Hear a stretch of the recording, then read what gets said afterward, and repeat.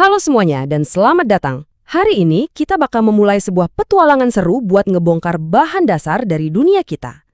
Pernah kepikiran nggak sih semua yang ada di sekitar kita ini sebetulnya terbuat dari apa? Yuk kita bedah bareng-bareng. Ini kan pertanyaan paling dasar ya. Mulai dari udara yang kita hirup, air yang kita minum, sampai ponsel yang lagi Anda pegang. Semuanya itu cuma kombinasi dari bahan-bahan paling dasar. Mari kita urai satu persatu. Oke, ini dia peta perjalanan kita hari ini. Kita bakal mulai dari blok bangunan yang paling kecil dan sederhana, yaitu unsur. Terus kita lihat apa yang terjadi waktu mereka menyatu jadi senyawa dan waktu mereka cuma sekedar bercampur. Akhirnya, kita bakal satuin semua kepingan puzzle ini. Baik, kita mulai investigasi kita dari titik nol. Kita akan kupas lapisan-lapisan materi buat nemuin intinya. Apa sih penyusun segala sesuatu itu? Anggap aja kita lagi belajar alfabet dulu sebelum bisa baca sebuah novel. Jadi kita akan bangun pemahaman kita pelan-pelan, selangkah demi selangkah, mulai dari yang paling fundamental. Siap? Selamat datang di dunia unsur. Coba deh bayangin, unsur-unsur ini tuh kayak balok legonya alam semesta. Mereka adalah zat murni paling simpel yang jadi fondasi dari segalanya. Nah, ini dia poin kuncinya. Sebuah unsur itu udah paling mentok. Udah nggak bisa dipecah-pecah lagi jadi sesuatu yang lebih sederhana lewat cara kimia. Anda nggak bisa mecah emas jadi zat lain yang lebih simpel. Emas ya emas. Itulah yang bikin dia jadi sebuah unsur. Secara garis besar, unsur-unsur ini dibagi jadi dua keluarga besar, logam dan non-logam. Masing-masing punya kepribadian sendiri. Logam itu biasanya kuat, gampang dibentuk, dan penghantar panas atau listrik yang baik. Sementara non-logam sifatnya bisa beda banget. Yuk kita kenalan sama beberapa anggota keluarga non-logam. Ada oksigen, yang jelas kita butuhin banget buat napas. Ada karbon, yang bisa selembut grafit di pensil, tapi juga bisa sekeras berlian. Dan ada nitrogen, si pendiam yang ternyata ada di mana-mana. Dan waktu saya bilang di mana-mana, ini beneran loh. Coba bayangin, 78% dari udara yang kita hirup itu isinya gas nitrogen.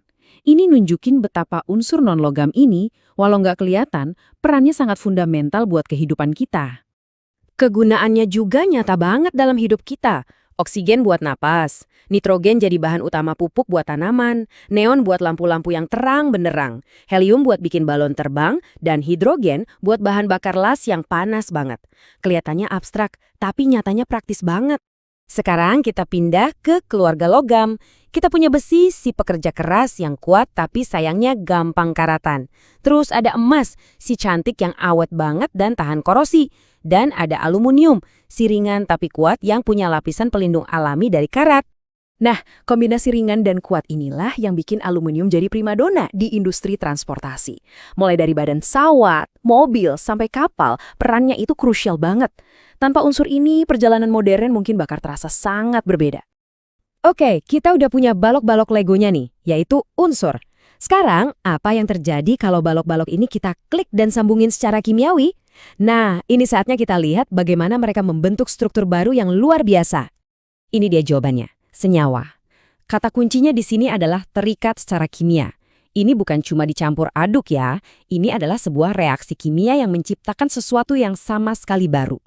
Anda itu berinteraksi sama senyawa tiap hari loh. Air, yang rumusnya H2O, itu kan senyawa dari dua unsur hidrogen dan satu unsur oksigen. Karbon dioksida atau CO2 yang kita hembuskan waktu napas, itu gabungan dari karbon dan oksigen. Mereka ada di mana-mana. Dan disinilah keajaiban kimia terjadi. Coba pikirin deh, hidrogen itu gas yang gampang banget meledak. Oksigen itu gas yang justru dibutuhkan api buat berkobar. Waktu mereka berikatan secara kimia jadi H2O, mereka jadi air, zat yang kita pakai buat mademin api. Sifatnya benar-benar baru, 180 derajat beda. Ini bukan lagi hidrogen atau oksigen. Ini adalah zat yang sepenuhnya baru.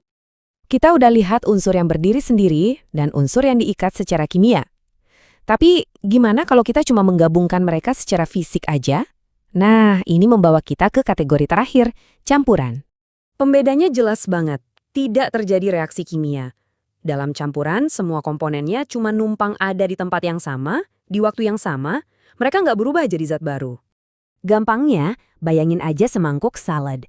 Anda campurin tomat, selada, sama timun. Meskipun semuanya ada di dalam mangkuk yang sama, tomat ya tetap tomat, selada ya tetap selada.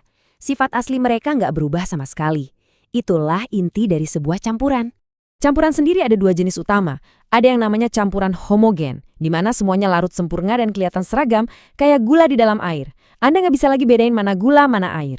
Terus, ada campuran heterogen, kayak pasir dalam air, di mana Anda masih bisa dengan jelas lihat komponen-komponennya yang berbeda.